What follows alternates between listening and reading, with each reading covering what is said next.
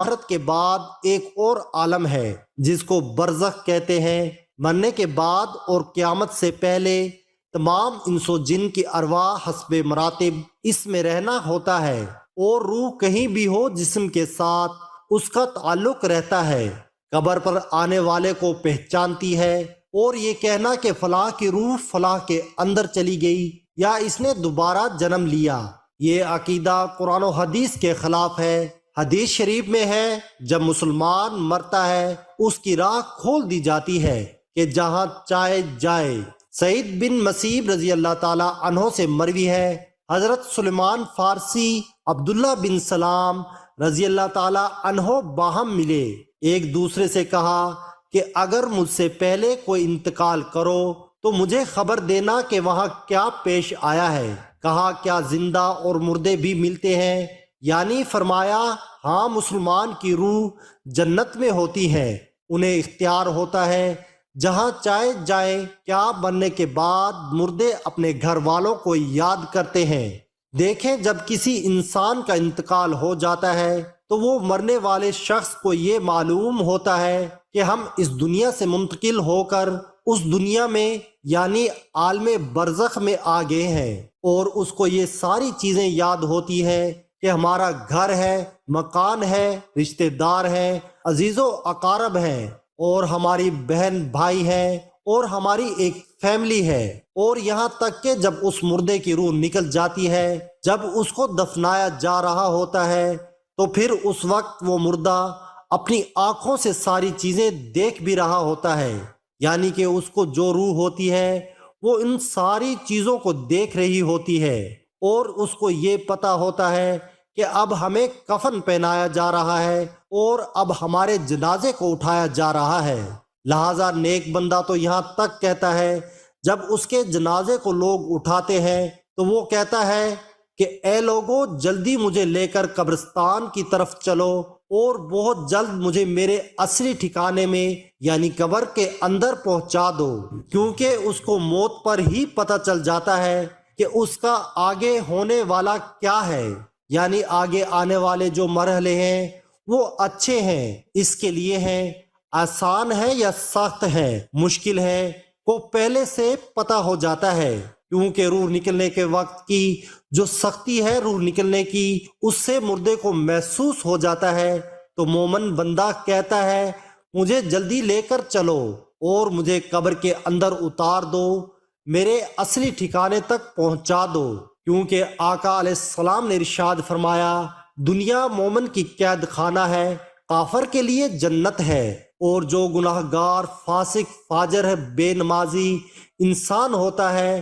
وہ چیخ چیخ کر یہ کہنے کی کوشش کرتا ہے کہ اے لوگو، تم مجھے کہاں لے کر جا رہے ہو؟ اے میرے بچوں، اپنی فیملی سے کہتا ہے کہ میں نے اپنے بچوں کے لیے بہت زیادہ کمایا اور ان کے لیے گھر مکان بنایا،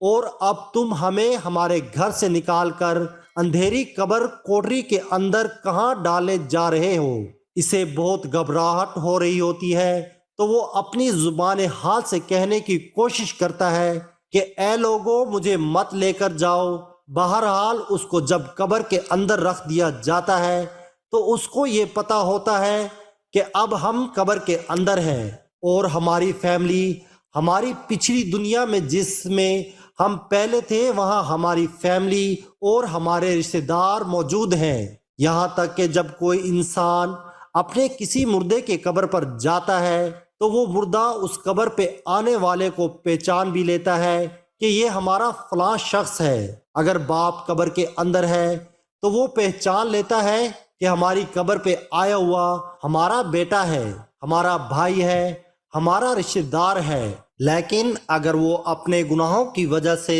سزائیں بھگت رہا ہوتا ہے قبر میں، تو پھر وہ پہچان کر بھی اس کا کوئی توجہ اور دھیان اس کی طرف نہیں ہوتی ہے۔ اچھا، آپ قبر پر جاتے ہیں تو کیا کہتے ہیں کہ نہیں، السلام علیکم یا اہل القبور، اے قبر والو تم پر سلامتی ہو۔ اس سے مراد وہ فرشتے ہیں جو قبر کے اندر ہیں، اور وہ مردہ جو قبر کے اندر ہے اس کو یہ چیز پتہ ہوتی ہے، وہ پھر وہاں سے یاد بھی کر رہا ہوتا ہے اپنے گھر والوں کو جب وہ یاد کرتا ہے، اور آقا علیہ الصلاۃ والسلام نے فرمایا، بخاری کی حدیث ہے، جب کوئی شخص اپنے کسی مرحوم کے لیے، مردے کے لیے ایصال ثواب کرتا ہے، تو جب اس کے لیے وہ تحفہ بنا کر اس کو پیش کیا جاتا ہے تو وہ بڑا خوش ہوتا ہے، اور اس کو ایسی خوشی ملتی ہے اس وقت اس سے پہلے ایسی خوشی اسے کبھی ملی ہوئی نہیں ہوتی ہے۔ جب کوئی بندہ کسی کے لیے ایصال ثواب کرتا ہے جو اس وقت اس کو خوشی ملتی ہے تو بہت زیادہ خوش ہوتا ہے، تو بہرحال وہ اپنے گھر والوں کو یاد کرتا ہے۔ جو گنہگار بندہ ہوتا ہے اسے یہ دنیا بہت یاد آتی ہے کہ ہم بہت عیش کی زندگی میں تھے، کیونکہ اس کے لیے وہ جنت تھی۔ گنہگار کے لیے تو وہ بڑا عیش، وہ سوچتا جو ہماری وہ زندگی تھی دنیا والی، وہ اس زندگی کو بہت یاد کرتا ہے۔ لیکن جو نیک بندہ ہوتا ہے تو وہ اس کے لیے دنیا قید خانہ ہوتی ہے، اور جو قبر عالم کی جو زندگی ہے، یعنی قبر کی زندگی، برزخی زندگی، وہ اس کے لیے جنت والی زندگی ہوتی ہے، کیونکہ اس کے لیے قبر میں جنت کا بچھونا بچھا دیا جاتا ہے۔ نیک بندے کے لیے قبر میں جنت کی کھڑکی کو کھول دیا جاتا ہے، اس کو جنت کا لباس پہنا دیا جاتا ہے، جنت کی خوشبوئیں قبر کے اندر محسوس کرتا ہے۔ وہ نیک انسان جو نیک مردہ ہوتا ہے وہ بڑی راحتوں میں ہوتا ہے، تو اس کے بعد اس کو دنیا کی کسی طرح کی کوئی ٹینشن، کوئی فکر پریشانی نہیں کرتی۔ اب وہ اپنی زندگی میں ہوتا ہے جس میں اس کا اصلی ٹھکانہ ہے، تو وہ اسی میں خوش رہتا ہے۔ اور کچھ نیک لوگ ایسے ہوتے ہیں جب ان کا انتقال ہوتا ہے تو ان کو ایسے سلا دیا جاتا ہے کہ جیسے نئی نویلی دلہن ہوتی، کچھ کی روحیں پرندوں کی فوٹو میں رہتی ہیں۔ تو بہرحال نیک بندہ جو ہے وہ بڑی عیش آرام کی زندگی بسر کرتا ہے، اور اسے دنیا کی کسی طرح کی کوئی فکر نہیں ہوتی۔ اور جو گنہگار بندہ ہوتا ہے اس کو یہ دنیا بھی بہت یاد آتی ہے، اور وہ قبر کی سختیوں سے بہت پریشان ہوتا ہے۔ بہرحال جو اصل چیز ہے وہ عمل ہے،